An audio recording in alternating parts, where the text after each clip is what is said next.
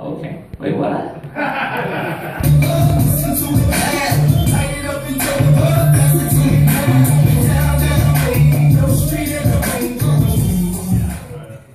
How's it going? Good. My name is Josh Stephenson. I'm married, have 2 kids at home. My wife and I waited until our 30s to have kids, not because we're responsible or anything. In fact, quite the opposite. Our idea of being responsible was smoking a lot of marijuana right before we had sex, because we heard that that would make us not fertile. But into our 30s, we realized it was probably more in play than just the marijuana, so we did the responsible thing and blamed each other and argued. And eventually went in and got tested. My urologist sat me down and said, Josh, this will be easy to tell you being ex-military, but you have a small platoon of retarded soldiers. I told the doctor I've never been in the military, and asked if he was trying to tell me I had a low sperm count. And he said, yes, I have a low sperm count. So we did the in vitro thing, wound up with 2 kids, and quickly learned our lesson. So I decided to do a vasectomy.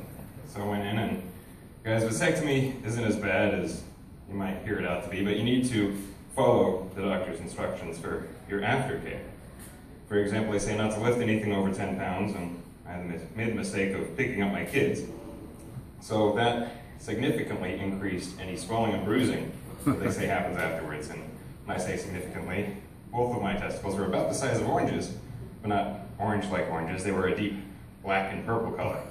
And at first you might think that having black genitals sounds appealing, but it was just balls. The penis, on the other hand, is still being subjected to the ice packs that are supposed to be reducing the swelling. So your penis looks like it's been soaking in ice cold water, especially with the giant backdrop of big black balls.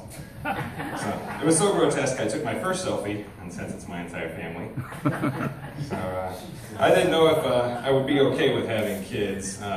Growing up, I was an only child, and my friends that had younger siblings, we pretty much just tortured the hell out of the younger siblings. Like my best friend growing up, Parker, his little brother's name was Taylor. And what we do to Taylor is we take his mom's Aquanet hairspray, if you guys remember that stuff. We would just douse her bathroom counter in Aquanet and set his favorite Matchbox or Hot Wheels car right in the middle of the counter and light that thing on fire. And the whole counter, if you turn the lights off, you'd see the whole counter dancing in blue flame, but if you turn the light on, you didn't see any fire at all. So we go out to the living room and tell Taylor that his mom told him to pick up his toys out of the bathroom and wait for the inevitable yelp that would follow.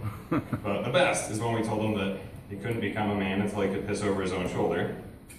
And went into the bathroom and came out sopping wet and proudly pronounced, I thought that was awesome. I had to calm it down quite a bit. You know, once we had kids, I won't like hog tie my kids like we did to Taylor when he was still our controller.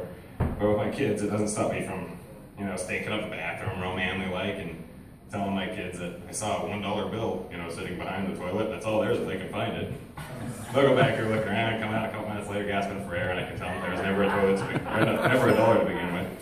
But I told my son yesterday, I taught him what a Dutch oven was. I taught him that a Dutch oven is when you fart in bed and you pull the covers over the head of the person sleeping next to you, so they have to breathe in the smell of your fart all night. I taught him that's why mommy's breath smells so bad in the mornings. Daddy Dutch ovens are all night.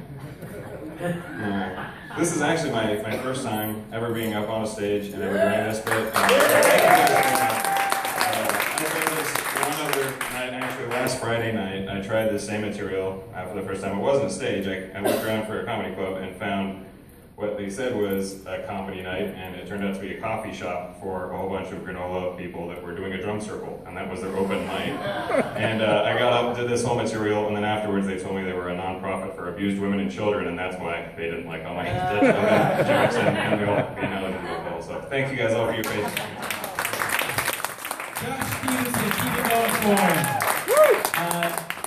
him. You know what? Keep it going for him for his first time on stage.